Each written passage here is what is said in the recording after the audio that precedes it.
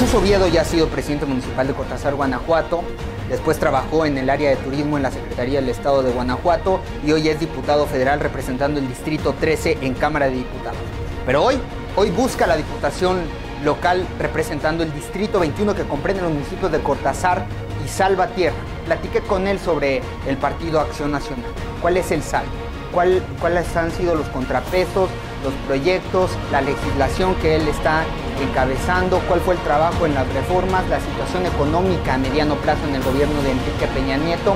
Y también platicamos sobre las jornadas azules que implementa el Partido Acción Nacional y yo le pregunté si esas no eran medidas populistas. Vamos a ver lo que respondió. Recuerde que estamos en redes sociales.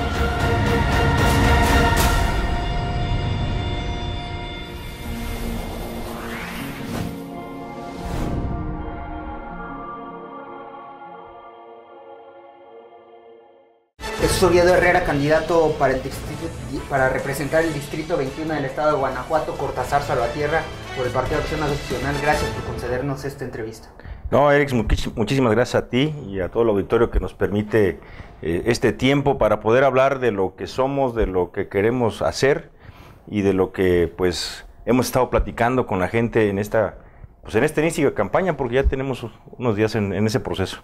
¿Qué sistema político vivimos actualmente cuando vimos una transición que se dio con Vicente Fox, que no cumplía a los mexicanos, que no fue a gustar por dar justicia por todos estos infractores que habían venido como un lastre por parte del Partido Revolucionario Institucional? No se dio la justicia que esperaban todos los mexicanos y después tuvo que gestar un cogobierno con el PRI. Que antes, bueno, el PRI tuvo que cogobernar con el Partido Acción Nacional y podemos decir que la dictadura perfecta pues nunca terminó, porque después vino Felipe Calderón y tuvo que legitimar en el Congreso a Manlio Fabio Beltrones y a Emilio Gamboa como interlocutores para gestar unas pequeñas reformas. Incluso pues de esa manera no se pudieron detonar las reformas que tanto necesitaba el país y al final se conformaron con estas pequeñas reformas que no fueron contundentes para la transformación de la República. No quedó una deuda por parte del Partido Acción Nacional con todos los mexicanos y no es culpa también del Partido Acción Nacional que el PRI haya regresado al poder. Mira, yo creo que no, porque estamos viviendo un sistema democrático, eso es lo que existe hoy en México, un inicio de la democracia. Esa democracia me parece que nos está dejando experiencias a todos los mexicanos y en función de esas experiencias creo que los mexicanos han madurado esa capacidad de votar y decidir por quién ir. Lo que tú dices de que no se terminaron todas las cosas que había que hacer, pues es muy difícil en un sexenio hacerlo, pero me parece que hay cosas muy claras que sí se dieron, una apertura de medios de comunicación. Ya no fue un tema tan cerrado. Pero ¿estás de acuerdo que siempre estuvo el control del PRI? Cuando el Partido Acción Nacional asciende al poder ejecutivo federal, el PRI gobernaba la mayoría de los estados y tenía mayoría en las cámaras, entonces el Parlamento estaba a favor de los intereses del PRI. Bueno, eso fue un freno que se dio al gobierno federal cuando estuvo el PAN, y eso fue algo determinante para que no se lograran todas los cambios que estaba planteando Acción Nacional. Entonces yo creo que eso es parte de la experiencia democrática que el país está viviendo y bueno, eso es lo que los mexicanos debemos aprender para tomar decisiones favorables, porque bueno, el gobierno del PAN, el gobierno federal, estuvo buscando hacer cambios, estuvo buscando hacer transformaciones, pero la mezquindad del PRI en el Congreso detuvo esos cambios. Cosa muy distinta a lo que ha pasado ahora en el Congreso Federal. ¿Pero no crees que es también falta de habilidad política de parte del Partido Acción Nacional de lograr ese tipo de convenios, de consensos, de coaliciones para gestar las reformas que se necesitaban en ese momento? Yo creo que es parte de la voluntad. Es ahí donde esa frase trillada de voluntad política, ahí es falta de voluntad política para hacer las cosas. En el 2008, cuando Felipe Calderón estuvo buscando transformar, hacer la reforma energética, sí, el PRI la bloqueó y solamente sacaron pequeñas cosas que no están dando resultado finalmente, que no dieron resultado en su momento. Y ahora que se han planteado esas reformas, pues son exactamente las mismas reformas que el PAN estuvo proponiendo anteriormente. No es voluntad, eso es autoritarismo de parte del PRI, ¿no? Pues por eso te digo, no hubo voluntad en aquel momento. Ahora que el PRI está en el gobierno, plantea exactamente las mismas reformas del PAN. Pero ellos sí pudieron... Bueno, porque el PAN no podía ser incongruente, el PAN no es incongruente. Si el PAN en su momento las propuso para hacerlas, hoy en el Congreso las votamos a favor para poder hacer lo que México requiere. Y eso es una parte fundamental y diferente de un partido político. Ser congruente con lo que está planteando. El PRI las bloqueó cuando tenía la posibilidad de bloquearlas, y ahora que el PAN pudo bloquearlas, no las bloqueó y las votó a favor, porque esa es lo que estamos buscando, que a México le vaya mejor, y eso es lo que hicimos en el Congreso Federal. Entonces tú dices que la democracia no culminó, no fracasó, sino que sigue su curso.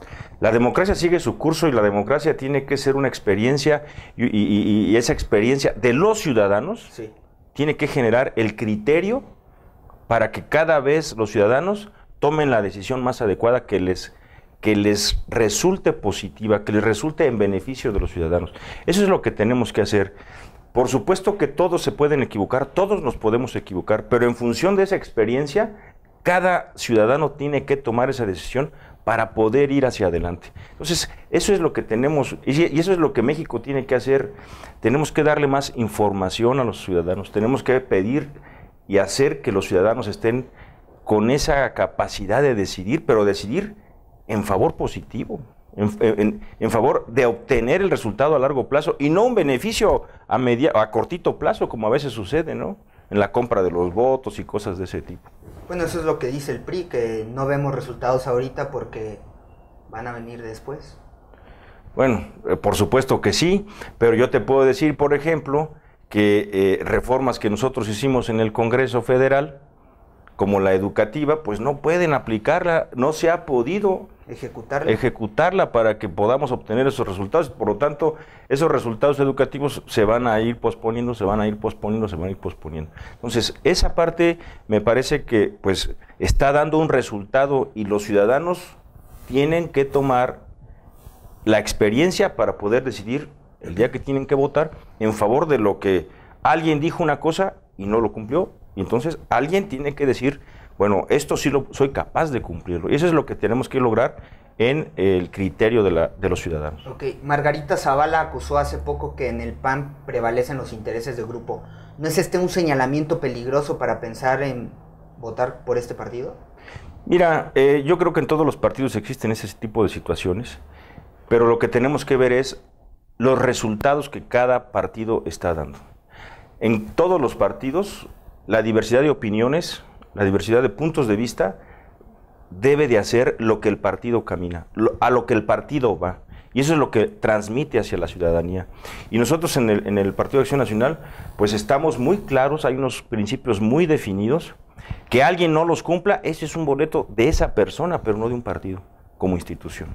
¿Qué opinas tú de las llamadas jornadas azules, campañas populistas para abanderar este partido mediante actos proselitistas, regalos y más regalos, rifas de electrodomésticos? Es una forma de estar cerca de la gente, porque no es un tema único y exclusivamente de eso. ¿No son dádivas? No, porque se hacen una serie de actividades adicionales a cómo preparar gente, ayudar a la gente en varios temas, en temas de salud, en temas de preparación de actividades profesionales para lograr hacer algún empleo. Entonces, es un tema de estar cercanos a la gente para poder también ver la condición que existe en cada colonia o en alguna comunidad en donde está, y eso es lo que el Partido de Acción Nacional siempre ha estado haciendo, y bueno, me parece que no lo va a dejar de hacer, porque finalmente eso es la cercanía que el Partido de Acción Nacional ha logrado con la ciudadanía. ¿Cómo haces para sobrellevar tu moral como político cuando ves que miembros de tu partido son cínicos, hipócritas, cometen actos de corrupción? Están los casos de los panistas en el Mundial de Brasil que manosearon a una mujer, golpearon a su marido, acabaron en el bote. Y luego están también la parte del excoordinador de tu bancada que estuvo bailando ahí en una casa de un tipo que tenía vínculos de asesinato y lo agarraron con 84 kilos de marihuana. ¿Cómo haces tú para sobrellevar tu moral, para mantenerte firme, para no dejar de caer tus principios y tu labor de seguir perteneciendo a una plataforma política y de seguir aspirando a ser parte como los líderes que en algún momento te inspiraron? ¿Cómo hago? Pues a través de la filosofía del partido, a través de los valores que tengo como persona, a través de los resultados que hemos obtenido cuando hemos ayudado a la gente, y me parece que eso es lo que tenemos que hacer. Yo creo en el PAN, porque el PAN es la institución que tiene valores, que tiene principios, y vuelvo a repetirte, cuando alguna persona no los cumple, pues es una decisión de ella, pero eso no significa que esté involucrado con mi actuar, con mi forma de pensar, con mi forma de hacer las cosas. ¿Pero no debería tener más mano firme los dirigentes de un partido? Bueno, se han para dado... sancionar me parece que en el PAN es el único partido que ha tomado decisiones tajantes cuando ha habido una situación de este tipo. Ningún otro partido ha hecho una situación de este tipo. Entonces, yo creo que el PAN como institución tiene valores muy claros, tiene valores muy firmes, y eso es lo que el PAN es. Respeto de la dignidad de la persona, la solidaridad, la subsidiariedad. Entonces son esos los valores que nosotros nos mueven, y que alguien no los cumpla, que alguien los pisotee, pues ese es un asunto de él, y han sido, te repito, han sido castigados. Ok, vamos a una pausa comercial y regresamos con Jesús Oviedo, candidato a representar el Distrito 21 en el Congreso local por el Partido Acción Nacional.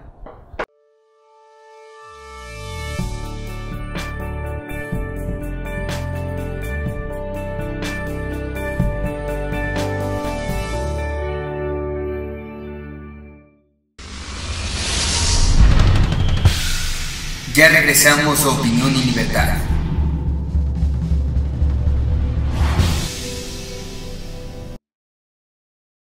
Regresamos con Jesús Oviedo, candidato a representar el Distrito 21 en el Congreso local del Estado de Guanajuato por el Partido Acción Nacional. Dígame, ¿por qué la oposición no vocifera contra la corrupción priista como debería? Sí se ha hecho, claro que se ha hecho, si no tanto directamente, pero hay una corrupción que dices... Bueno, ¿por qué no hay acciones? Hay muchos temas, hay muchas... ¿Por qué no se discutió el tema de la Casa Blanca en Cámara de Diputados? ¿Por qué lo prohibió Silvano Aureoles?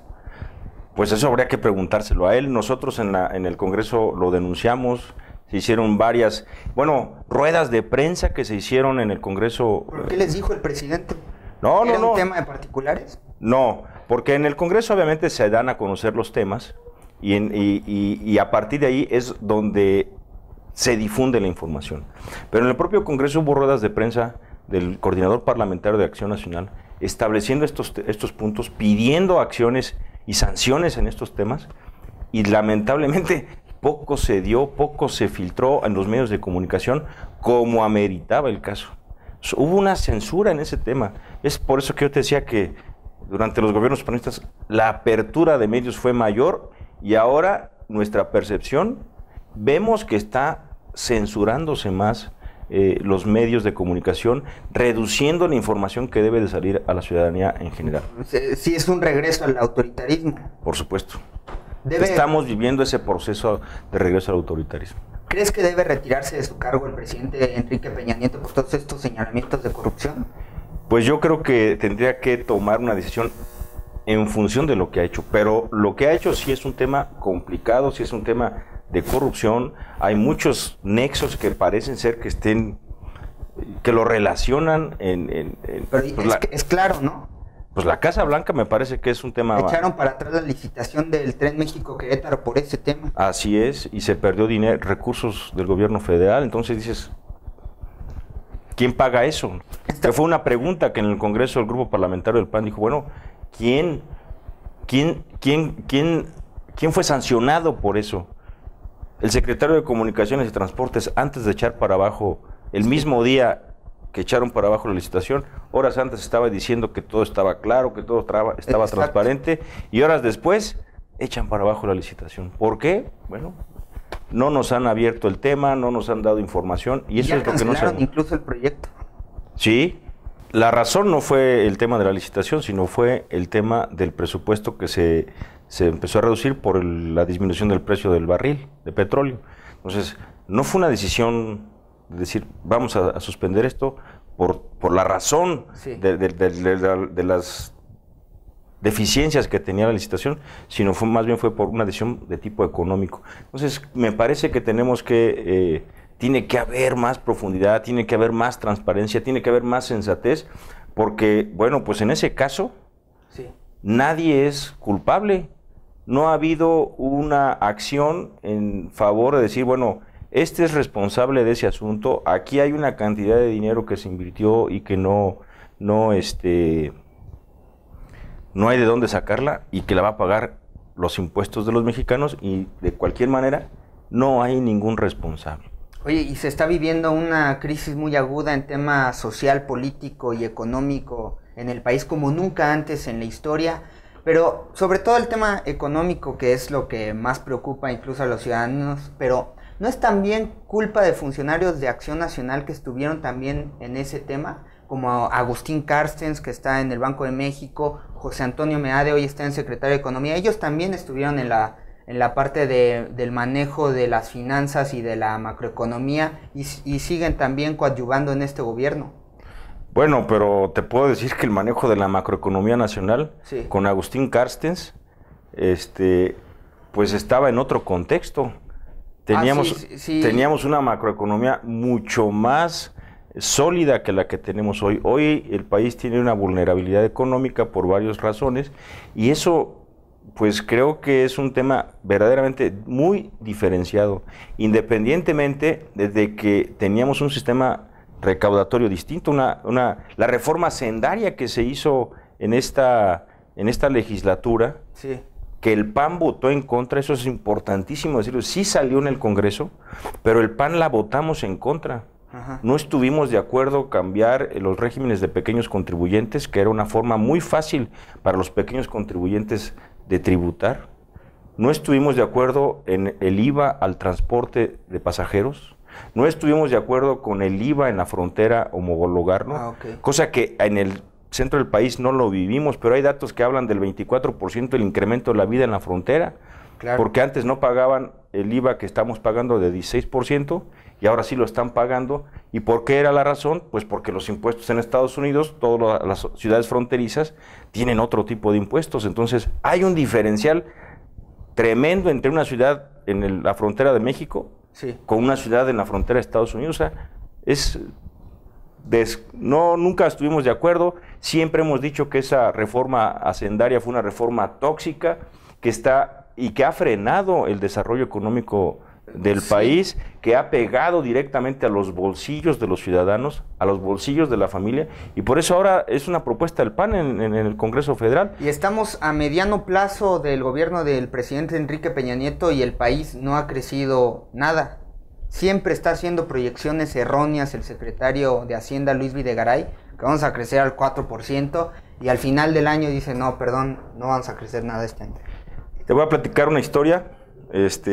Cuando fue a comparecencia al secretario de Hacienda, Luis Videgaray, una de mis compañeras le dijo, hace 3 años usted estaba en mi lugar como diputado, sí, y le cuestionó al secretario de Hacienda en turno del gobierno federal panista que el 3.5% de crecimiento que en aquel momento tenía el país era mediocre, era un crecimiento mediocre. Sí. Y mi compañera Tere Jiménez le dijo, si el 3.5% era mediocre, ¿qué me puede usted decir del 1.9 que tenemos ahora?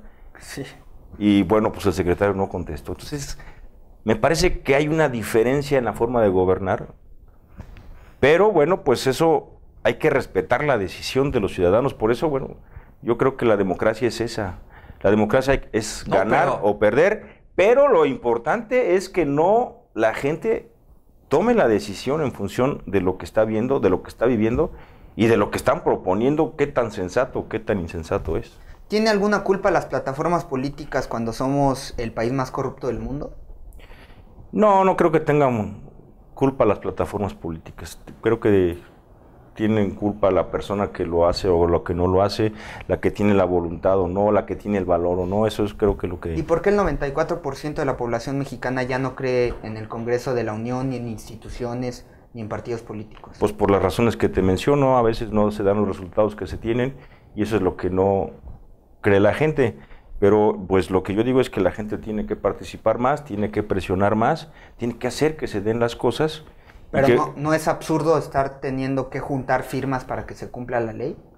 Es absurdo, claro que sí. Pero bueno, nosotros en el PAN estamos planteando el Sistema Nacional Anticorrupción. Es una propuesta netamente panista, sí, que ya se aprobó en la Cámara de Diputados y que se aprobó ya en la Cámara de Senadores y que estamos esperando que se aprueben en 16 congresos estatales para que las reformas constitucionales se puedan dar. Oye, dicen que los que se encumbran el poder, que vivimos en un sistema meritocrático, pero bueno, eso es una mentira total.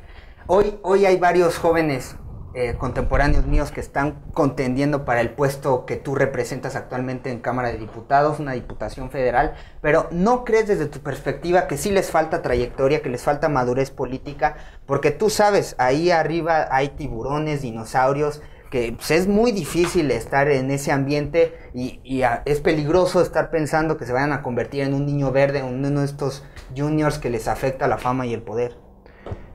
Mira, me parece que el tema es la capacidad, la voluntad y los valores que pueda traer una persona para poder lograr lo que se pretende hacer. Okay. Yo creo que esa es la parte fundamental. Dice, de acuerdo con el Índice de Información Presupuestal Estatal, el IIP, del Instituto Mexicano para la Competitividad, en 2014, las entidades mejor calificadas en transparencia presupuestal en escala porcentual del 1 al 100 fueron Jalisco y Puebla con 96%, Colima con 92%, pero los estados peor evaluados fueron Michoacán y Guanajuato. ¿A qué crees que se va esto? A veces esa falta de información, yo tuve la oportunidad de estar trabajando en Secretaría de Turismo y nos evaluaban en un índice por ahí, en los últimos lugares, y resulta que a la hora que empezamos a investigar por qué, pues era falta de información del índice.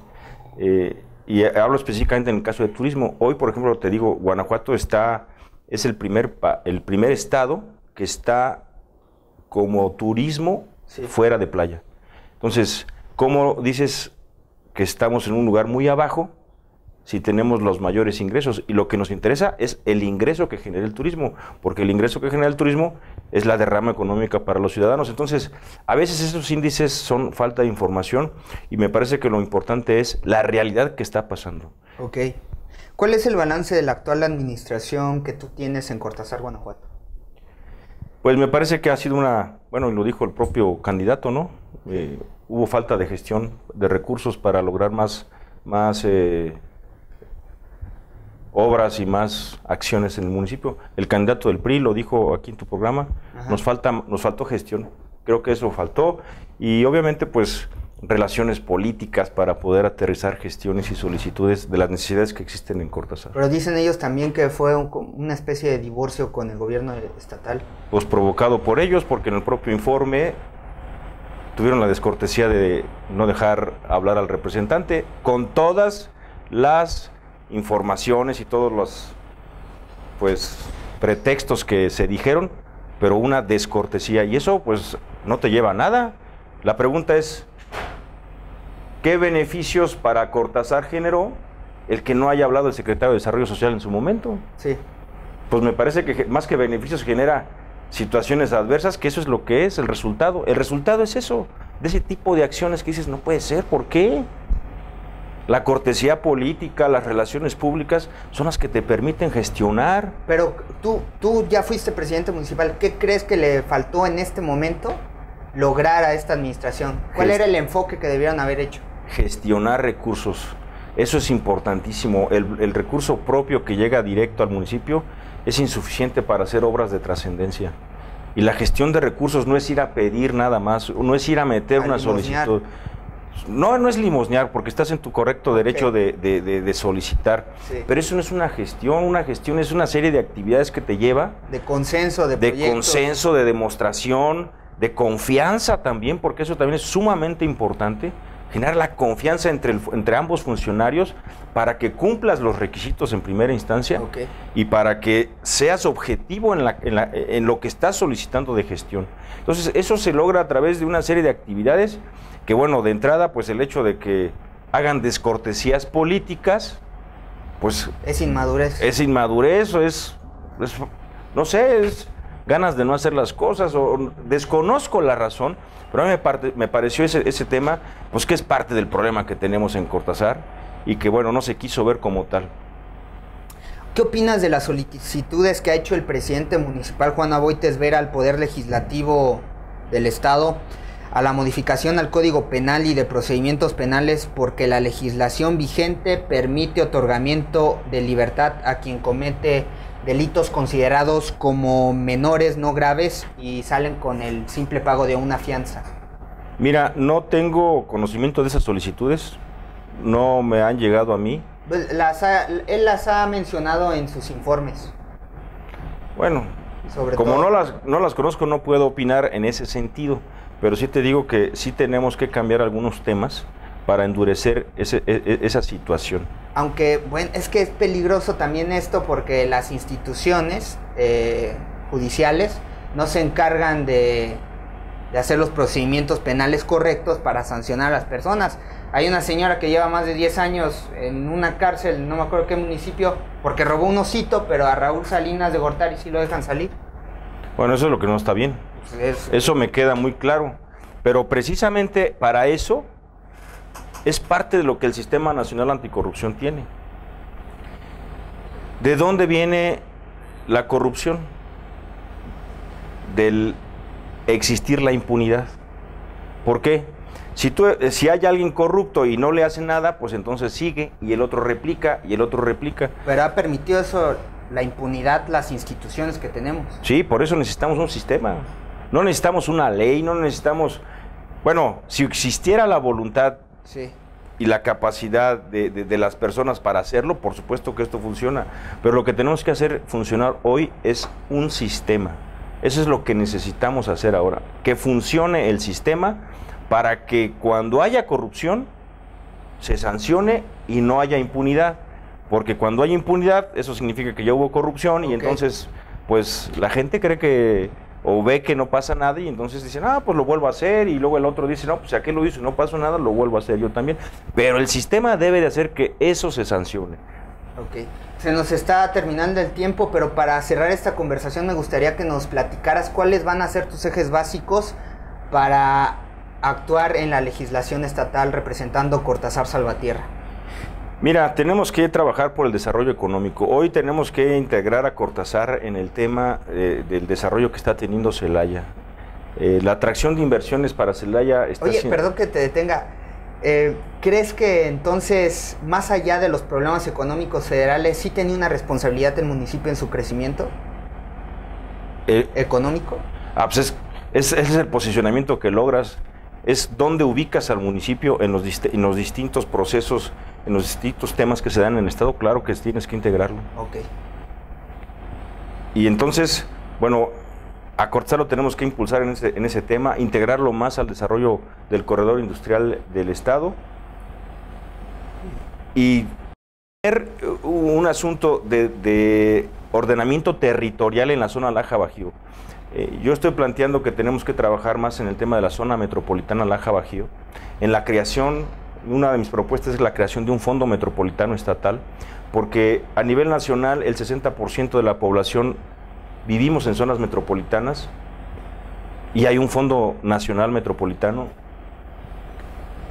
y a nivel estatal vivimos el 70% de los ciudadanos de Guanajuato en zonas metropolitanas. Por lo tanto, tenemos que trabajar en el desarrollo correcto de las zonas metropolitanas para evitar que tengamos problemas más grandes con el paso del tiempo, porque esto se va a consolidar cada vez más nuestras zonas metropolitanas. Y con el auge y crecimiento que está teniendo a través de las inversiones que han llegado a Celaya, pues Cortázar tiene que posicionarse y tomar un punto, una base muy sólida para ser parte dentro de un ordenamiento que debemos de tener en la zona Laja-Bajío. Y en el caso de Salvatierra, bueno, Salvatierra también tiene, pues toda esta zona es una zona agrícola. Salvatierra, su influencia con el tema agrícola es mucho mayor, pero Salvatierra tiene algo importante que está declarado como pueblo mágico.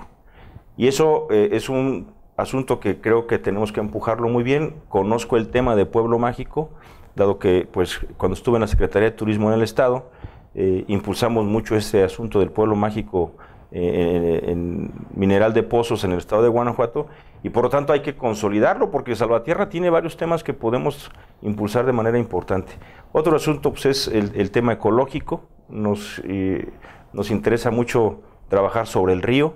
Hicimos algunas acciones en el Congreso Federal, pero ahora desde el Congreso Estatal queremos impulsar mayor saneamiento del río Laja y obviamente también trabajar mucho por la zona del área natural protegida del Cerro de la Gavia y el Cerro de Culiacán para lograr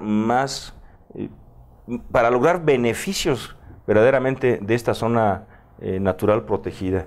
Independientemente, bueno, de que hay aquí algunos temas que hay que impulsar, como por ejemplo el tema de salud en Cortázar, me parece que el Hospital General, pues hay que buscar el crecimiento. Creo que el Seguro Social en Cortázar está muy chico, tenemos que generar mejores condiciones, porque hoy Cortázar pues tiene una demanda de servicios de salud mayores y es un tema que creo que podemos impulsar muy bien. Pues con eso finalizamos esta conversación. Jesús Oviedo, te agradezco nuevamente que hayas participado en este programa.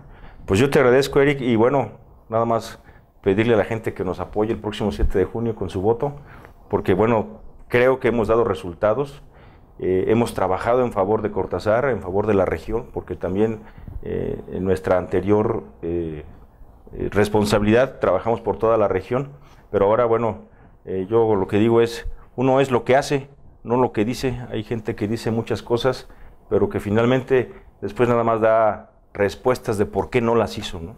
Y bueno, nosotros nos hemos dedicado a dar resultados y eso es lo que vamos a seguir haciendo, por eso les pedimos su apoyo el próximo 7 de junio. Las palabras de Jesús Oviedo, candidato a representar el Distrito 21 en el Congreso Local del Estado de Guanajuato por el Partido Acción Nacional. Mi nombre es Eric Javier Huerta Sánchez, eso fue todo por nuestra parte y espero verlo en una próxima emisión. Recuerda que estamos en redes sociales.